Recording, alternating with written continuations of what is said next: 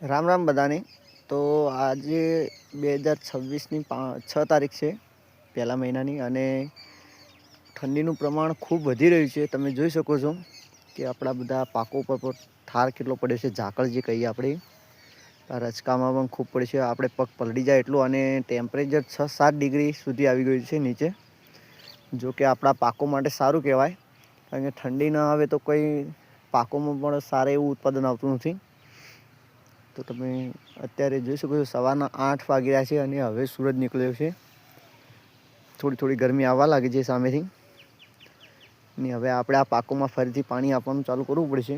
પછી લગભગ આપણે પાણી આપવાનું ઓછું થઈ જશે, કારણ કે પાક મોટા થતા જશે તેમ છાંયડો થશે તેમનું તો જમીન ઓછી સુકાશે. તો કંઈક આ રીતે અત્યારે કામ ચાલી રહ્યું છે. બાકી તો કંઈ વધારે કામ હોતું નથી. તો વિડીયો સારો લાઈક, શેર, સબસ્ક્રાઈબ અને કમેન્ટ કરજો.